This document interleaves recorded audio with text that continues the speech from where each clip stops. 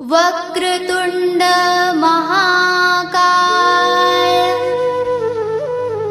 सूर्यकोटि संप्रभा निर्विघ्नं कुरु मे देव सर्वकार्येषु सर्वदा। आह जय हो जय गणराजा भरे सभा में आजा। जय हो जय गणराजा। जय हो जय गणराजा आहा जय हो जय गणराजा। जय हो जय गणराजा आहा जय हो जय गणराजा। भरी सभा में आजा जय हो जय गणराजा आहा भरी सभा में आजा जय हो जय गणराजा।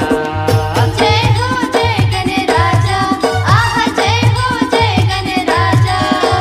जय हो जय गणराजा आह जय हो जय गणराजा। भरी सभा में आजा जय हो जय गणराजा आह भरी सभा में आजा जय हो जय गणराजा।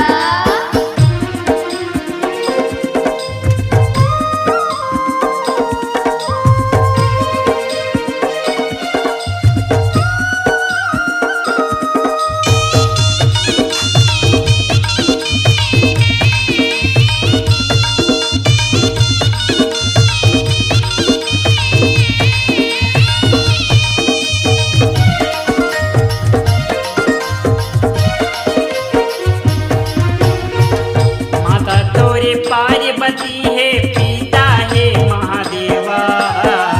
लड्डू के तुर भोग लगते है संत करे तुर सेवा।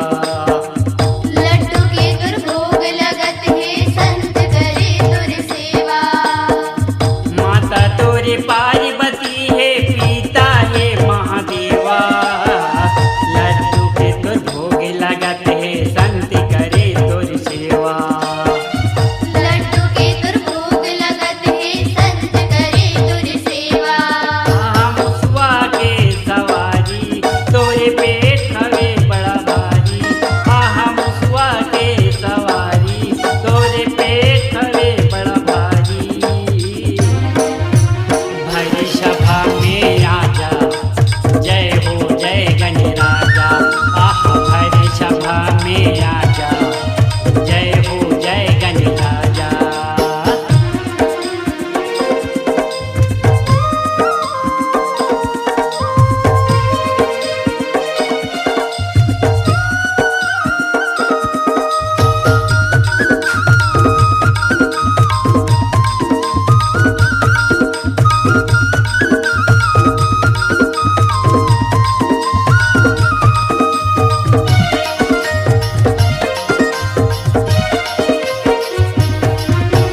तीन भावर माता पिता के घूमे पहली पूजा होते है।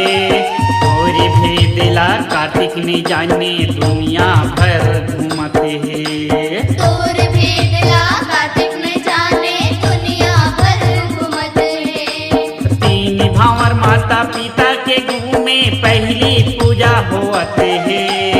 और भेदला कार्तिक ने जाने दुनिया भर घूमते है। तोर भेदला कार्तिक न जाने दुनिया भर घूमत है। आहा कार्तिक के छोटे भैया रिद्धि सिद्धि के गुसैया। आहा कार्तिक के छोटे भैया रिद्धि सिद्धि के गुसैया। भरी सभा में आजा जय हो जय गणराजा आहा भरी सभा में आजा जय हो जय गणराजा।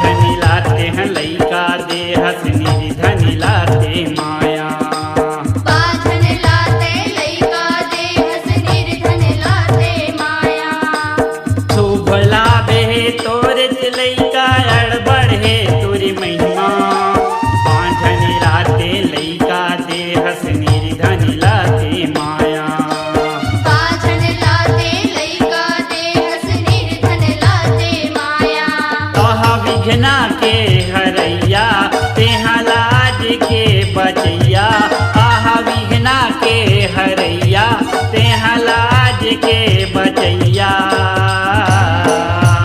भैरी सभा में आजा जय हो जय गणराजा आहा भैरी सभा में आजा जय हो जय गणराजा जय हो जय गणराजा आहा जय हो जय गणराजा जय हो जय गणराजा आहा जय हो जय गणराजा